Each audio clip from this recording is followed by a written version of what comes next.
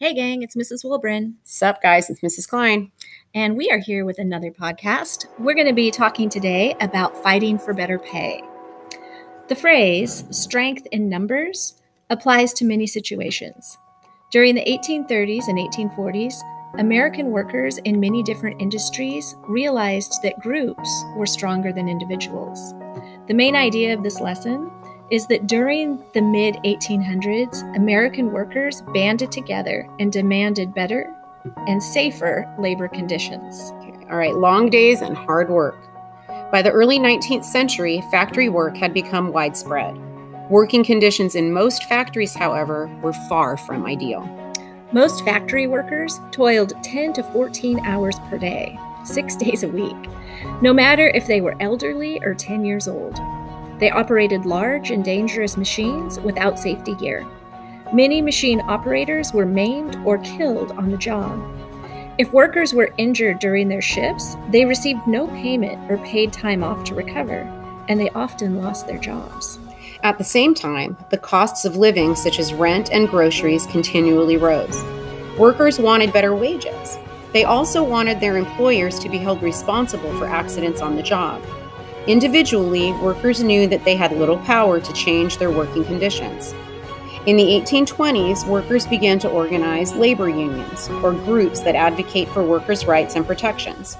Together, unionized workers had a much more powerful voice in demanding better pay and safer work environments. Craftsmen, such as carpenters and shoemakers, also formed organizations called craft unions. Craft unions differed from labor unions because most craftsmen did not work in factories, and they had learned a specialized skill. However, their objectives were the same: better wages and working conditions. Labor and craft unions made progress in improving workplace conditions. But then in 1836, an economic depression hit the nation. Within a year, many factory workers and craftsmen were unemployed. Those fortunate enough to have jobs saw their wages cut by almost half. Displaced and underpaid workers were willing to take on whatever work they could find, and factory and shop owners knew it. As the economy struggled, the power of labor and craft unions decreased. A win for workers.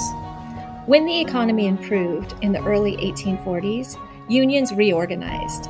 Sarah Bagley, a mill worker in Lowell, Massachusetts, led the way for women's labor unions. She and her female co-workers worked up to 14 hours a day for lower wages than their male counterparts. In 1844, they joined together and established the Lowell Female Labor Reform Association, or this is actually, I saw it on the assessment, Yeah. LFLRA. Wow, right on. Yeah.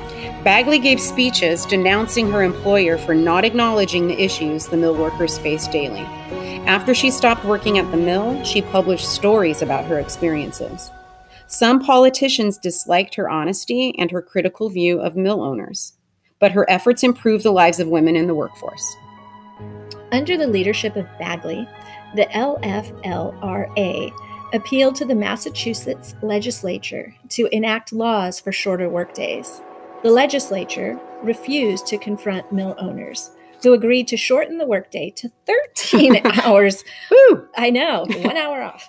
13 hours only after public opinion pressured them into doing so in 1847. The LFLRA continued to advocate for shorter workdays. In 1853, mill owners cut the workday to 11 hours. 11. All right, we're making progress. The actions of the LFLRA inspired other unions in the Northeast. In 1860, a shoe manufacturer in Massachusetts refused the shoemaker union's request for wage increases. The shoemakers fought back by organizing a strike, or a work stoppage. The workers walked out of the factory in protest.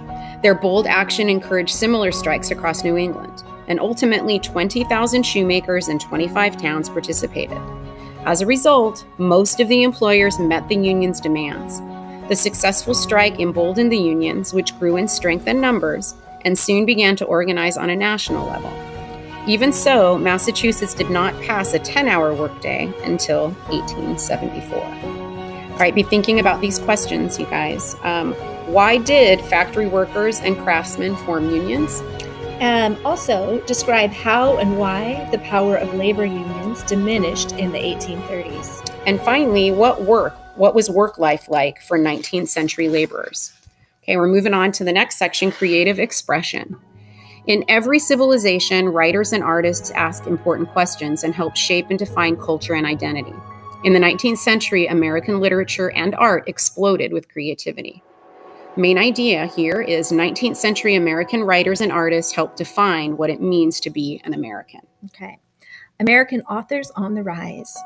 As reformers advocated for solutions to social problems, writers in the 19th century set out to shape the American identity. Some used the events of American history as their setting. Others reflected social and intellectual movements. Washington Irving's 1820 story, Rip Van Winkle, was a comment on the dramatic change the American Revolution had brought about. Henry Wadsworth Longfellow's poem, Paul Revere's Ride, created an American legend by fictionalizing and bringing to life one of the most exciting events of the Revolution. James Fenimore Cooper wrote the first American novel in 1823. The pioneers described life for ordinary Americans on the New York frontier in the late 1700s, before the nation began its westward expansion. Some 19th century authors wrote about conflict and individualism. Nathaniel Hawthorne wrote during the mid-1800s, but his novel, The Scarlet Letter, focused on love and guilt among the Puritans of Massachusetts in the 1640s. Herman Melville's Moby Dick told the story of Captain Ahab. Ahab, thank you. Mm-hmm. I haven't read that since middle school. Yeah. Ahab pursuing the great white whale. The novel was Melville's allegory for Americans' reckless westward expansion and obsession with wealth. You could totally talk to Mr. Kiefsky about that, you guys, because that is his all-time favorite book. Is it really? Absolutely, yeah. One especially rich source of inspiration for some 19th century writers was Transcendentalism, an intellectual and social movement of the mid-1800s led by Ralph Waldo Emerson. The movement's goal was to transcend or rise above the expectations society placed on people. Transcendentalists thought that people should be self-reliant and connected to the natural world. Emerson's book Nature reflected these values. One of Emerson's students, Henry David Thoreau, lived alone in a simple cabin by Walden Pond for 26 months to write his memoir, Walden. Louisa May Alcott, the daughter of Bronson Alcott, a transcendentalist, grew up in the company of Emerson and Thoreau. Alcott wrote about family relationships and growing up as a female in the 19th century. The focus of her most successful work, Little Women. Walt Whitman and Emily Dickinson forged new paths in poetry by breaking traditional rules. Poetry of the period was flowery and romantic, but Whitman and Dickinson wrote honestly and directly. In his most important work, Leaves of Grass, Whitman used free verse, or poetry that doesn't rhyme or depend upon a strict meter. Guys, he got a lot of grief for that, and there was a lot of people who did not celebrate him as being a wonderful poet simply because of that. He kind of broke the rules, and then he also wrote a lot of poems just about regular, everyday people. Emily Dickinson also wrote poems that ignored established rules about rhyme and rhythm. She shared them with so few people that even her family members were not aware of all of her poems until after her death. And I heard somewhere that she would even tear off little pieces of cloth and write poems. Just, they would come to her so quickly and she would just have to tear something off of her dress or something to write it down Wow. before the thought passed. I don't know if that's true. That's something I heard. That's a cool story. Okay. Transcendentalists supported women's rights, abolition, and other social reforms. Organized religion, restrictive laws, and social institutions and industrialization inhibited individuals from fully expressing themselves. Whitman, for example, wrote openly about love, as well as same-sex relationships. His work also celebrated laborers, immigrants, and people who were all part of the growing diversity of the nation. The next section is about painting American beauty. 19th century visual artists also shaped American identity through landscape paintings that celebrated the diverse beauty of the United States. Thomas Cole was one of the early leaders of an art movement known as the Hudson River School. In the 1820s, Cole hiked in New York's Catskill Mountains and painted magnificent scenes of the Hudson River Valley. Hudson River School painters became known for their landscapes, which often highlighted people's relationship with nature. Asher B. Durant and Frederick Edwin Church, friends of Cole, were two artists to emerge from the Hudson River School. Cole inspired Durant to switch from painting portraits to painting landscapes. Church painted natural phenomena such as waterfalls, volcanoes, icebergs, and rainbows. A German immigrant and artist named Albert Bierstadt painted panoramic scenes of the Rocky Mountains, the Grand Canyon, and Yosemite Valley using Hudson River School styles. All right, we're going to do a critical viewing, you guys. Take a peek at this painting. All right, Crystal Bridges Museum of American Art in Bentonville, Arkansas.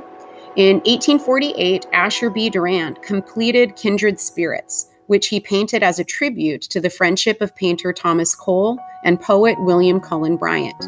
The two artists are overlooking Fawn's Leap and Catterskill Falls, two sites in the Catskill Mountains of New York that cannot actually be viewed at the same time.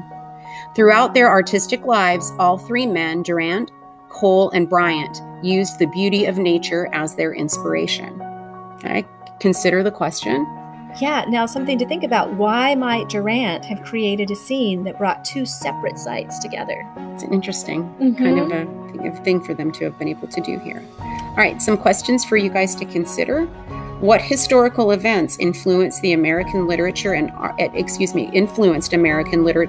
in the 19th century? And also, in what ways did common themes in artistic expression reveal the ideals and aspirations of the new nation? And finally, how did writers, visual artists, and transcendental thinkers shape American identity in the 19th century? And we are done. We will see you soon. Don't stay up too late.